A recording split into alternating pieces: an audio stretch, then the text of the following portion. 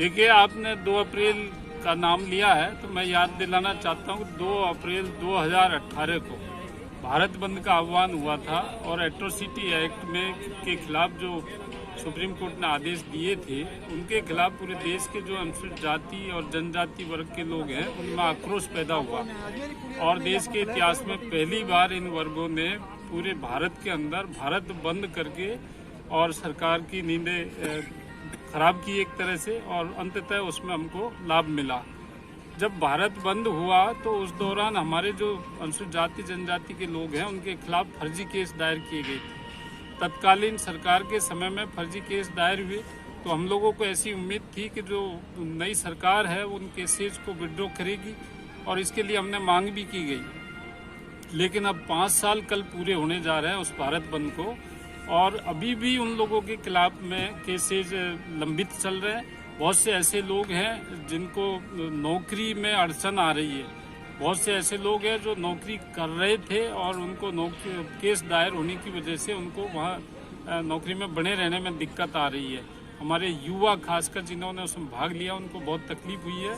तो हमारा समस्त अनुसूचित जाति जनजाति वर्ग का समाज है, उसने ये निर्णय लिया कि जो 5 वर्ष हो रहे हैं इस समय हम एक अनुसूचित जाति जनजाति वर्ग की महापंचायत का आयोजन करके और सरकार का ध्यान आकर्षित करें और उनसे मांग करें कि 2 अप्रैल के जितने भी केस हैं उनको वापस लिया जाए। दूसरा एक मसला ऐसा है कि जो अनुसूचित जाति जनजाति वर्ग का आरक्षण है राजस्थान के अंदर वो 16% और 12% चल रहा है। अभी ये जो 16% और 12% है ये 1971 की जनगणना के आधार पर निर्धारित किया गया था। उसके बाद 1981 में इसको रिवाइज नहीं किया जनगणना के आधार पर, 1991 में नहीं किया, 2001 में नहीं किया, 2011 में नहीं किया और 2021 की जनगणना हुई नहीं। तो हमने सरकार से मांग की है कि हमारा 2011 की जो लेटेस्ट जनगणना है उसके हिसाब से 16% और 12% से आरक्षण बढ़ करके 18% और 14% हो जाता है तो हमारा आरक्षण का प्रतिशत बढ़ाया जाए। पहले ये कहा जाता था कि 50% से ज़्यादा आरक्षण की सीमा नहीं हो सकती, इसलिए हम इसको नहीं बढ़ा सकते। लेकिन अब जब से EWS को आरक्षण दिया 10%, तब से ये 50% की सीमा क्रॉस हो चुकी है और EWS के केस में सुप्रीम कोर्ट ने इस 50% की सीमा को समाप्त कर दिया है।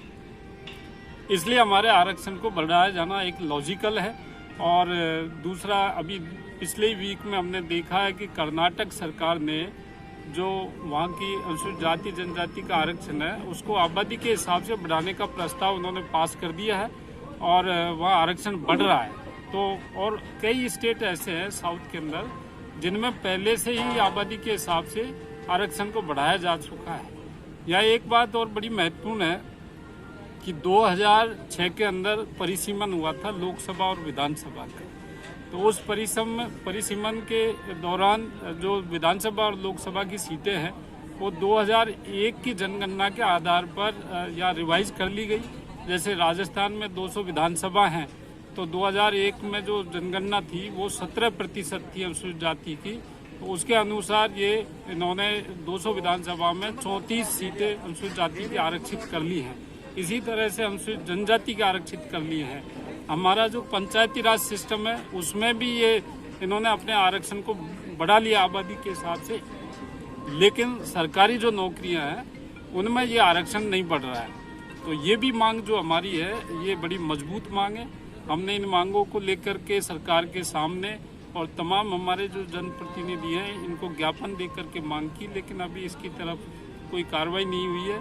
और भी अनेकों ऐसे सामाजिक मुद्दे हैं जिन पर कल हमारी चर्चा होगी और इस पंचायत में जो निर्णय होगा वो समाज उसकी पालना करेगा। आपका नाम?